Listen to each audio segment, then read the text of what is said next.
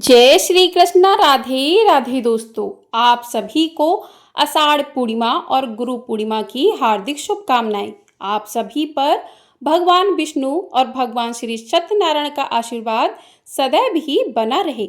आज आषाढ़ मास की पूर्णिमा तिथि है और पूर्णिमा तिथि पर जो भी भक्त भगवान श्री सत्यनारायण का पूजन करते हैं, उनकी कथा को सुनते हैं, तो उन भक्तों की सभी मनोकामनाएं पूरी हो जाती हैं।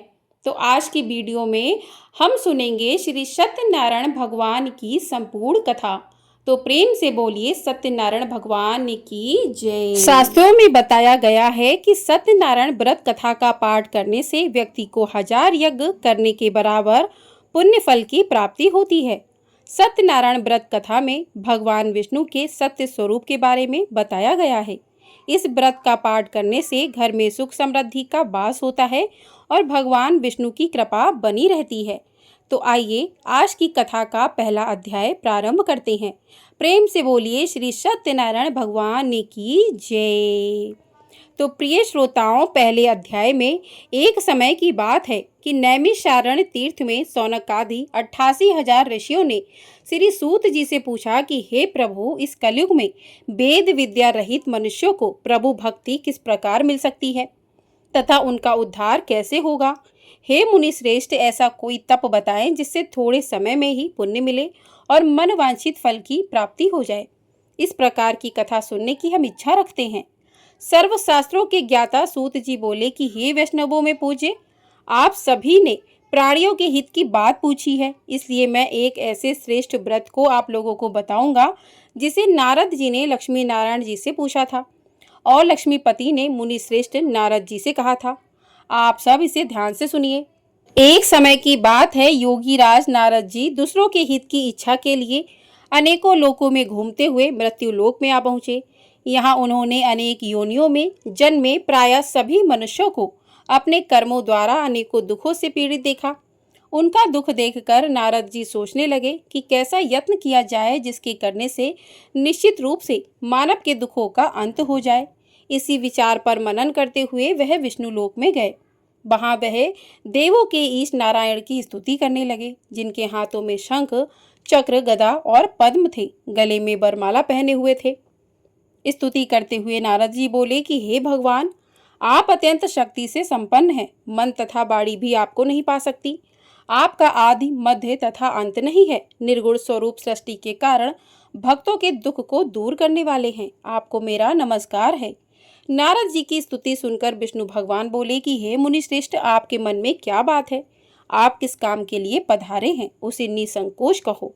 इस पर नारद जी बोले कि मृत्यु लोक में अनेक योनियों में जन्मे मनुष्य अपने कर्मों के द्वारा अनेक दुख से दुखी हो रहे हैं। हे नाथ, आप मुझ पर दया रखते हैं तो बताइए कि वो मनुष्य थोड़े प्रयास से ही अपने दुखों से कैसे छुटकारा पा सकते हैं। श्री हरि बोले कि हे नारद, मनुष्यों की भलाई के लिए तुमने बहुत अच्छी बात पूछी है, जिसके करने से मनुष्य मोह से छूट जाता है। वह बात मैं कहता हूँ, उसे सुनो। स्वर्ग लोक व मृत्यु लोक दोनों में एक दुर्लभ उत्तम व्रत है जो पुण्य देने वाला है। आज प्रेम बस होकर मैं उसे तुमसे कहता हूँ।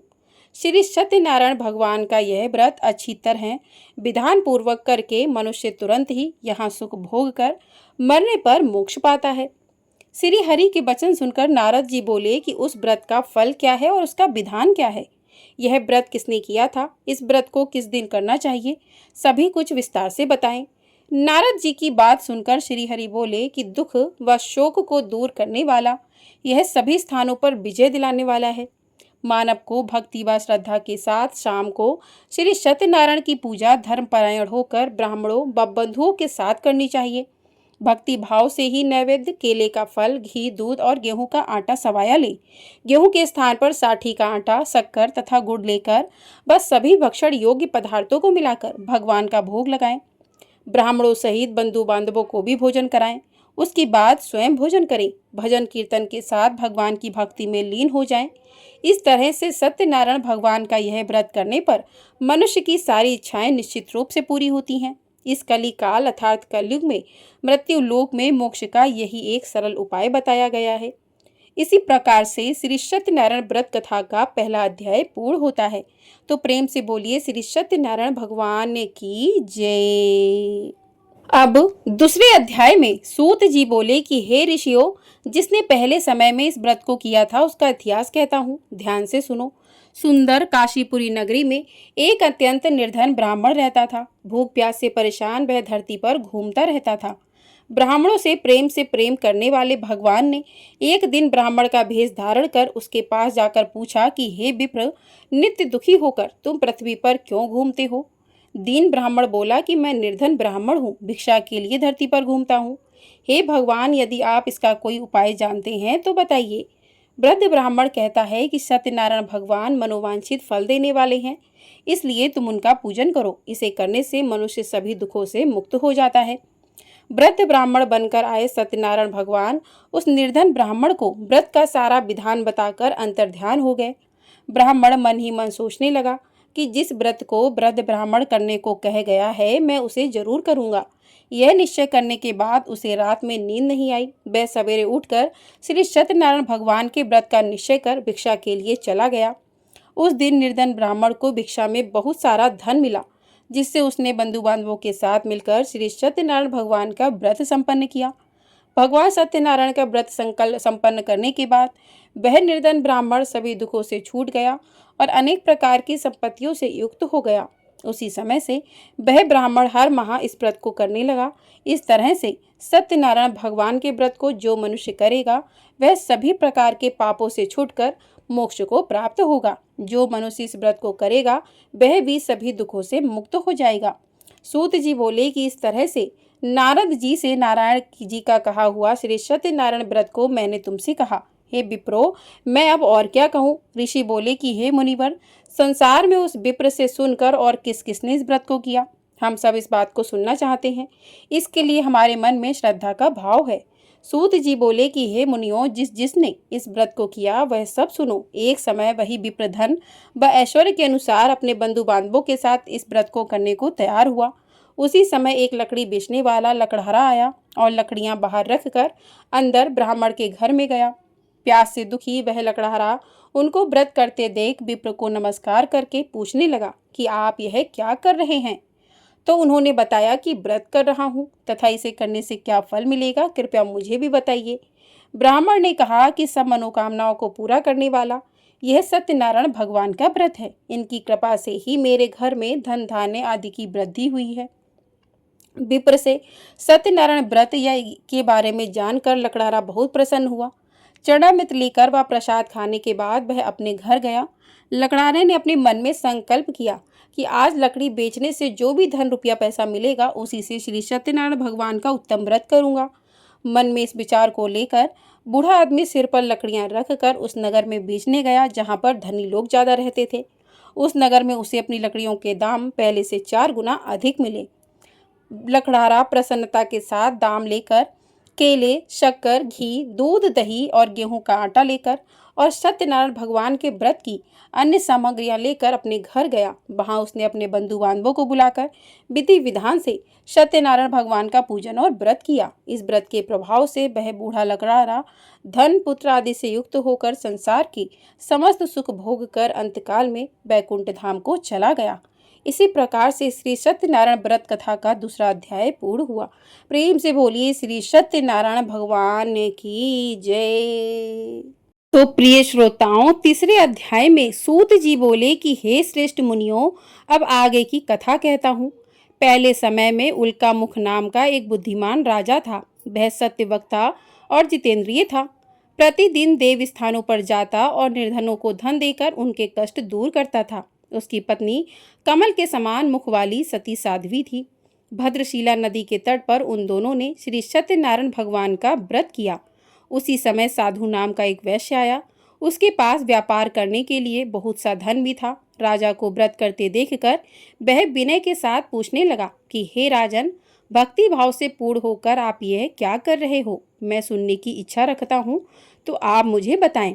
राजा बोला कि हे साधु, अपने बंधु बांधवों के साथ पुत्र आदि की प्राप्ति के लिए एक महाशक्तिमान श्री सत्यनारायण भगवान का व्रत व पूजन कर रहा हूँ। राजा के वचन सुनकर साधु आदर से बोला कि हे राजन, मुझे इस व्रत का सारा विधान कहिए। आपके कथानुसार मैं भी इस व्रत को करूँगा। मेरी भी संतान नहीं है और इस व्रत को करने से निश्चित रूप से मुझे संतान की प्राप्ति होगी। राजा से व्रत का सारा विधान सुनकर व्यापार से निवृत्त हो वह अपने घर गया। साधु वैश्य ने अपनी पत्नी को संतान देने वाले इस व्रत का वर्णन कह सुनाया और कहा कि जब मेरी संतान होगी तब मैं भी इस व्रत को करूँगा। साधु ने इस तरह के वचन अपनी पत्नी लीलावती से कहे। एक दिन लीलावती पति के साथ आनंदित हो, सांसारिक धर्म में प्रवृत्त हो, सत्यनारायण भगवान की कृपा से गर्भवती हो गई। 10वें महीने में उसके गर्भ से एक सुंदर कन्या ने जन्म लिया। दिनों दिन वह ऐसे बढ़ने लगी जैसे शुक्ल पक्ष का चंद्रमा बढ़ता है। माता पिता ने अपनी कन्या का नाम कलावती रखा। एक दिन लीलावती ने मीठे शब्दों में अपने पति को याद दिलाया कि आपने भगवान श्री सत्यनारायण के जिस व्रत को करने का संकल्प किया था उसे करने का समय आ गया है। आप इस व्रत को करिए। साधु बोला कि हे प्रिय, इस व्रत को मैं उसके विवाह पर करूंगा। इस प्रकार अपनी पत्नी को आश्वासन देकर वह नगर को चला गया। कलावती पिता के घर में रहे वृद्धि को प्राप्त हो गई। साधु ने एक बार नगर में अपनी कन्या को सखियों के साथ देखा तो तुरंत ही दूत को बुलाया और कहा कि मेरी कन्या के योग्य वर देखकर आओ। साधु की बात सुनकर दूत कंचन नगर में पहुंचा और वहां देखभाल कर लड़की के सुयोग्य बाणिक पुत्र को ले आया। सुयोग्य लड़के को देख साधु ने बंधु बांधवों को बुलाकर अपनी पुत्री का विवाह कर दिया। लेकिन दुर्भाग्य की बात यह कि साधु ने अभी भी श्री सत्यनारायण भगवान का व्रत नहीं किया। इस पर श्री सत्यनारायण क्रोधित हो गए और श्राप दिया कि साधु को अत्यंत दुख मिले। अपने कार्य में कुशल साधु बनिया जमाई को लेकर समुद्र के पास स्थित होकर रत्नासार नगर में गया। वहां जाकर दामाद ससुर दोनों मिलकर चंद्रकेतु राजा के नगर में व्यापार करने लगे। एक दिन भगवान सत्यनारायण की माया से एक चोर राजा का धन चुराकर भाग रहा था। उसने राजा के सिपाहियों को अपना पीछा करते देख चुराया हुआ धन वहां पर रख दिया जहां पर साधु अपने जवाई के साथ ठहरा हुआ था। राजा के सिपाहियों ने साधु वैश्य के पास राजा का धन पड़ा देखा तो वह ससुर जवाई दोनों को बांधकर प्रसन्नता से राजा के पास ले गए और कहा कि उन दोनों चोरों को हम पकड़ लाए हैं, अब आगे आप कार्रवाई की आज्ञा दें। राजा की आज्ञा से उन दोनों को कठिन कारावास में डाल दिया गया और उनका सारा धन भी उनसे छीन लिया गया। श्री सत्यनारायण भगवान के श्राप से साधु की पत्नी भी बहुत दुखी हुई। घर में जो भी धन रखा था उसे चोर चुरा ले गए। शारीरिक मानसिक पीड़ा व भूख प्यास से अति दुखी हो अन्य की चिंता में कलावती ब्राह्मण के घर गई। वहां उसने श्री सत्यनारायण भगवान का व्रत होते देखा, फिर कथा भी सुनी। वह प्रसाद ग्रहण कर वह रात को घर वापस आई तो माता के कलावती से पूछा कि हे पुत्री, अब तक तुम कहाँ थी? तेरे मन में क्या है? कलावती ने अपनी माता से कहा कि हे माता, मैंने एक ब्राह्मण के घर में श्री सत्यनारायण भगवान का व्रत देखा है। कन्या के वचन सुनकर लीलावती भगवान के पूजन की तैयारी करने लगी। लीलावती ने परिवार व बंधुओं सहित श्री सत्यनारायण भगवान का पूजन किया और उनसे वर मांगा कि मेरे पति तथा जवाई शीघ्र घर आ जाएं। साथ ही यह भी प्रार्थना की कि हम सबका अपराध क्षमा करें। श्री सत्यनारायण भगवान इस व्रत से संतुष्ट हो गए और राजा चंद्रकेतु को सपने में दर्शन देकर कहा कि राजन, तुम उन दोनों वैश्यों को छोड़ दो और तुमने उनका जो भी धन लिया है वह उन्हें वापस कर दो। अगर ऐसा नहीं किया तो मैं तुम्हारा धन, राज्य व संतान सभी को नष्ट कर दूंगा। राजा को यह सब कहकर वह अंतर्ध्यान हो गए। प्रातःकाल सभा में राजा ने अपना सपना सुनाया। फिर बोले कि बड़े पुत्रों को कैद से मुक्त कर सभा में लाओ।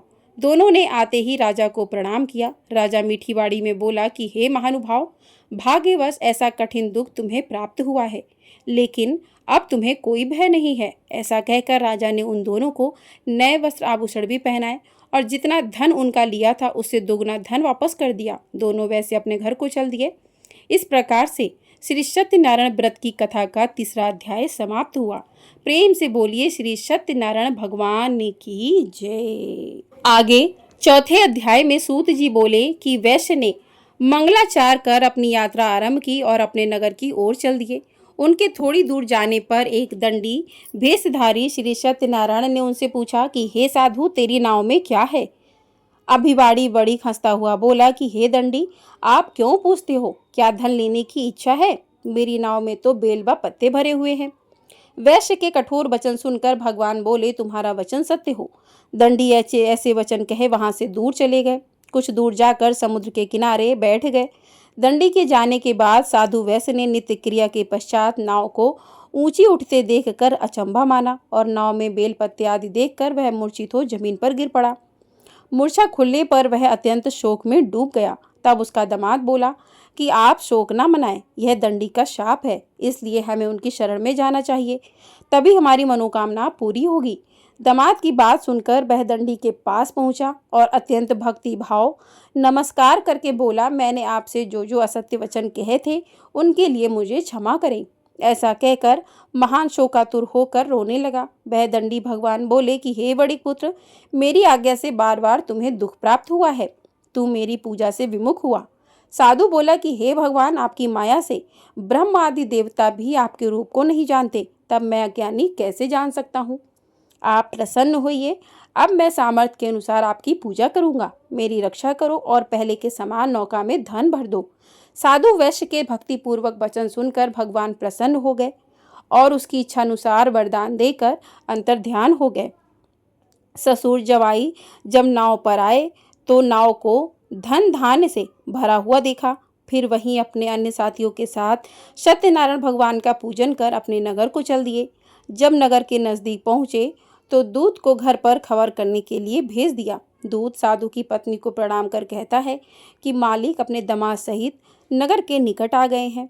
दूत की बात सुनकर साधु की पत्नी लीलावती ने बड़े हर्ष के साथ सत्यनारायण भगवान का पूजन कर अपनी पुत्री कलावती से कहा कि मैं अपने पति के दर्शन को जाती हूँ, तू कार्य पूर्ण कर शीघ्र आ जाना। माता के ऐसे वचन सुनकर कलावती जल्दी में प्रसाद छोड़कर अपने पति के पास चली गई। प्रसाद की अवज्ञा के कारण श्री सत्यनारायण भगवान रुष्ट हो गए और नाव सहित उसके पति को पानी में डुबो दिया। कलावती अपने पति को वहां ना पाकर रोती हुई जमीन पर गिर गई। नौका को डूबा हुआ देखकर वह कन्या को रोता देखकर साधु दुखी होकर बोला कि हे प्रभु, मुझसे तथा मेरे परिवार से जो भी भूल हुई है उसे क्षमा करें। साधु के दीन वचन सुनकर श्री सत्यनारायण भगवान प्रसन्न हो गए और आकाशवाणी हुई कि हे साधु, तेरी कन्या मेरे प्रसाद को छोड़कर आई है, इसलिए उसका पति अदृश्य हो गया है। यदि वह घर जाकर प्रसाद खाकर लौटती है तो इसे इसका पति अवश्य मिलेगा। ऐसी आकाशवाणी सुनकर कलावती घर पहुंचकर प्रसाद खाती है और फिर आकर अपने पति के दर्शन करती है। उसके बाद साधु अपने बंधु बांधवों सहित श्री सत्यनारायण भगवान का विधि विधान से पूजन करता है और इस लोक का सुख भोग कर अंत में स्वर्ग को जाता है। इस प्रकार से श्री सत्यनारायण व्रत कथा का चौथा अध्याय पूर्ण हुआ। प्रेम से बोलिए श्री सत्यनारायण भगवान की जय। आगे 5वें अध्याय में सूत जी बोले कि हे ऋषियों, मैं और भी एक कथा सुनाता हूँ, उसे भी ध्यानपूर्वक सुनो। प्रजा पालन में लीन तुंगध्वज नाम का एक राजा था। उसने भी भगवान का प्रसाद त्याग कर बहुत ही ज्यादा दुख सहन किया। एक बार वन में जाकर वन्य पशुओं को मारकर वह बड़ के पेड़ के नीचे आया। वहां उसने ग्वालों को भक्ति भाव से अपने बंधुओं सहित सत्यनारायण भगवान का पूजन करते देखा। अभिमानवश राजा ने उन्हें देखकर भी पूजा स्थान में नहीं गया और न ही उसने भगवान को नमस्कार किया। ग्वालों ने राजा को प्रसाद दिया, लेकिन उसने वह प्रसाद नहीं खाया और प्रसाद को वहीं पर छोड़कर वह अपने नगर को चला गया। जब वह नगर में पहुंचा तो वहां सब कुछ तहस नहस हुआ पाया, तो वह शीघ्र ही समझ गया कि यह सब भगवान ने ही किया है।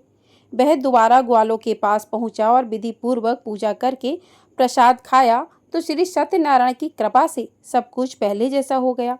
दीर्घ काल तक सुख भोगने के बाद मरणोपरांत उसे स्वर्गलोक की प्राप्ति हुई। जो मनुष्य परम दुर्लभ इस व्रत को करेगा तो भगवान सत्यनारायण की अनुकंपा से उसे धन धान्य की प्राप्ति होगी, निर्धन धनी हो जाता है और भय मुक्त हो जीवन जीता है।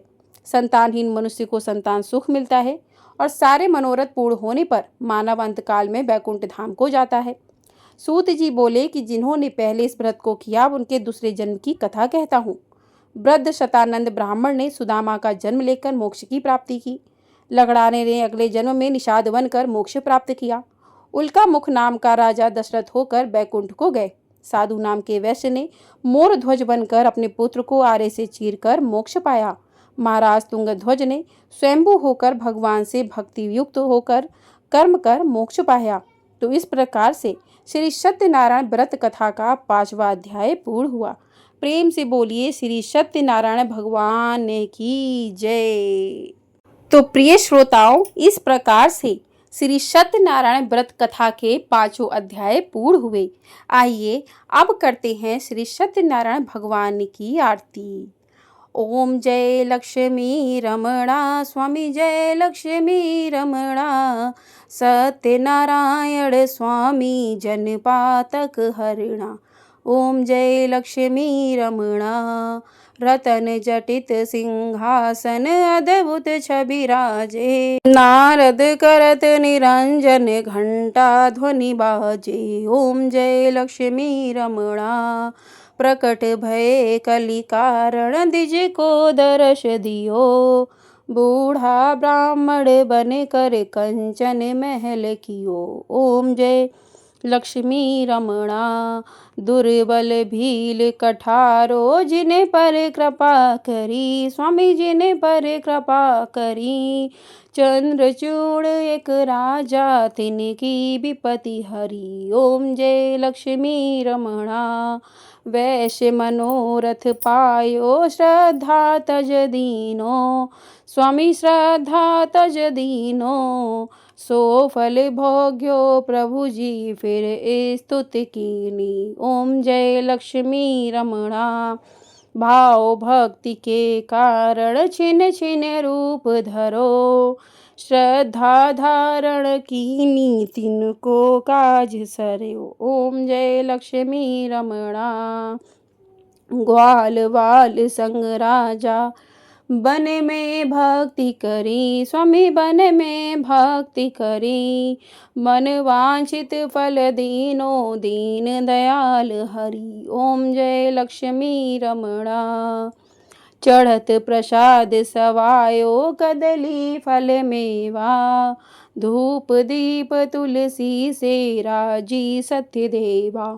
ओम जय लक्ष्मी रमणा, श्री सत्यनारायण जी की आरती जो कोई नर गावे, भगत दास तन मन सुख संपत्ति मन वांछित फल पावे। ओम जय लक्ष्मी रमणा, ओम जय लक्ष्मी रमणा, स्वामी जय लक्ष्मी रमणा, सत्यनारायण स्वामी जनपातक हरणा। ओम जय लक्ष्मी रमणा।